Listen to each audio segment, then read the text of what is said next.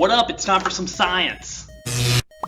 Sorry this video is coming out a little late in the week. We are doing a virtual lab this week, and it was a little bit more involved than I thought it would be, so it took a little while to get things put together. So today's topic is about acids and bases.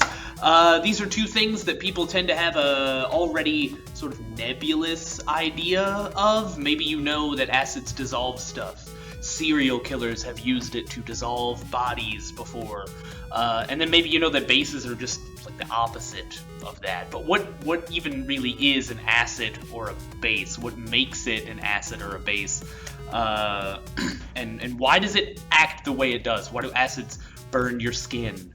We're going to take a look at that today. We're going to take a look at some of the properties of acids and bases. But furthermore, what I'd like you to be able to do, what I need you to be able to do by the end of this is be able to predict if something is an acid or base based on some physical properties and the pH of that compound, which we're going to talk about in just a minute. For now, follow me over to the whiteboard. So here I have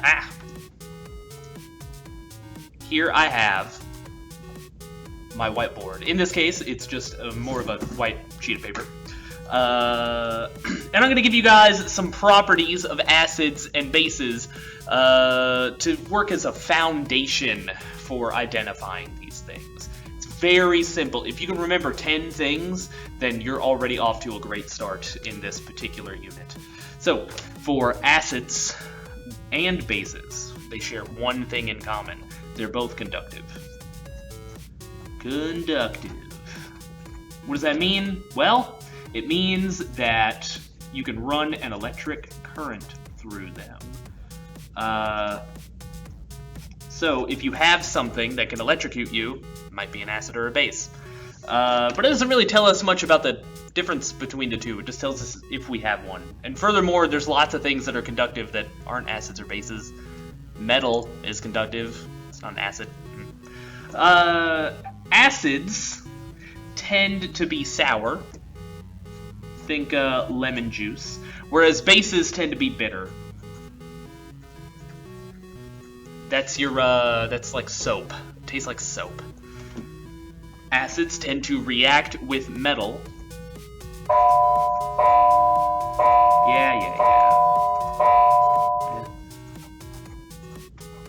Metal.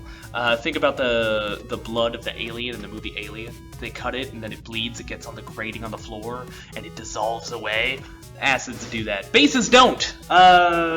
One interesting thing about bases is that they're slippery. Again, think about soap. But, for instance, baking soda is a base, and if you ever get any of it on your skin after it's dissolved in water, it's kind of slippery. Okay, for this next part, for number 4, I need to talk about something called the pH scale.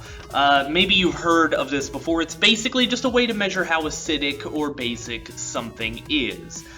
Usually with some kind of thing we call an indicator, which is a substance that changes color depending on the pH.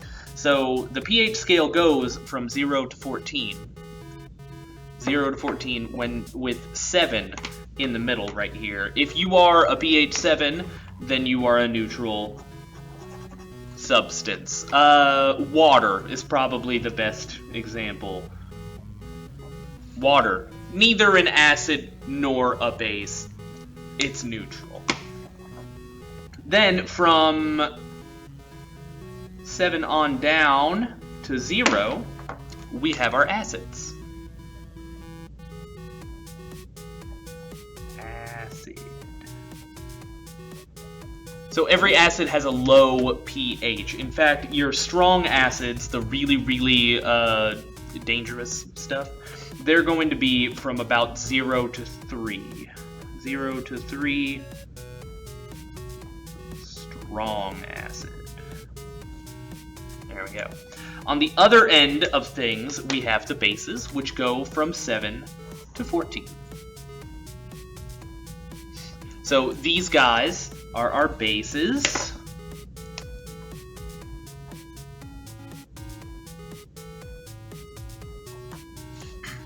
And the really strong bases, the ones that are particularly dangerous to work with, they sit around 12 to 14.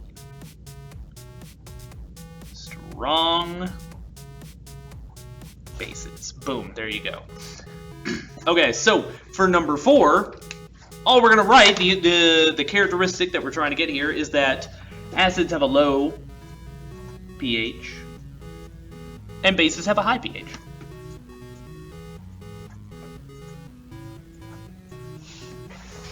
All right. Now, to talk about number 5, let's get a few examples of some acids or bases to look at.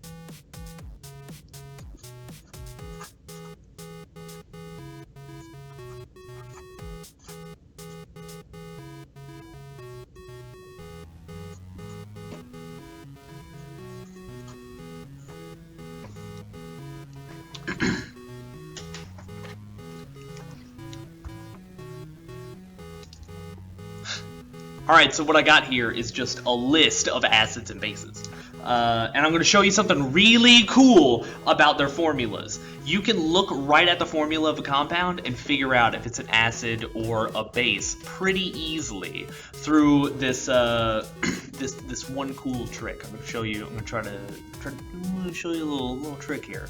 All right, acids. All right, what do you notice about each of them? What do you notice? All of them have an H right there at the front of their formula. They will always have an H at the front of their formula. If they don't, it's not an acid. Why do they have that there? Well, acids make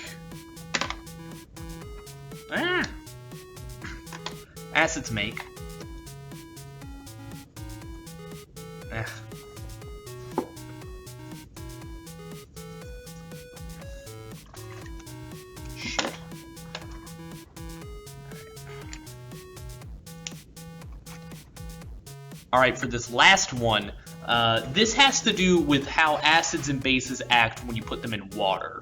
When you put acids in water, they break apart and they form H plus ions in water.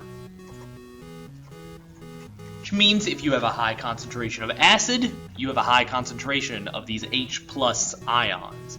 Because there's these little charged particles, that's what makes them conductive. Which means that there also must be a charged particle in bases, right? And indeed there is. We have OH minus ions in water. And it might seem odd at first that they make these little ions, but let me show you the formula for a few acids and bases, and maybe it'll be a little bit more clear as to how that happens. Alright, take a look at these lists of acids and bases, and what do you notice about all the acids? That's right! They each have a hydrogen at the start. Acids make the little H plus ions, so we tend to put it at the front of the formula to show that it makes one of those. So anytime that you see an acid, it's easy to identify because it's going to have an H at the start of the formula. Now let's look at the bases. What do you notice about them?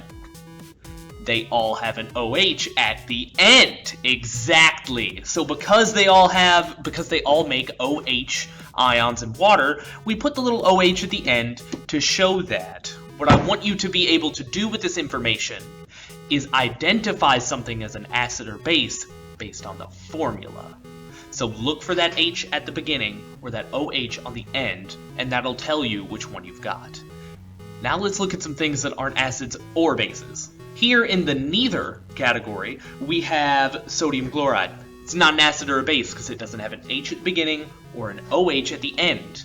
We've also got iron chloride, same situation. Potassium bromide, same situation. Even this methanol molecule has H's and O's in it, but the H's aren't at the front, and there's no OH at the end. So it's neither an acid nor a base. The formula tells us that. Now let's get into the lab. Now let's get into the lab and try to use pH to identify a few of these acids and bases. Okay, so the lab itself is pretty straightforward. All I'd really like you to do is take the simulation that I have shown on the right here, which you should also have a link to in this slides presentation.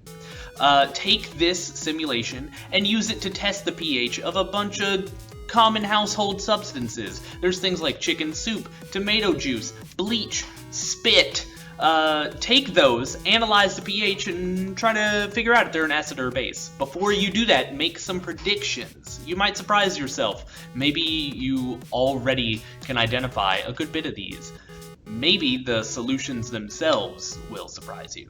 Once you're done with that, I'd like you to play around with diluting or concentrating the solutions to kind of figure out how that affects the acidity or basicity of these solutions. And then after that, there's just a few analysis questions at the end. So without further ado, you guys get started on the virtual lab, and I will see you when I see you.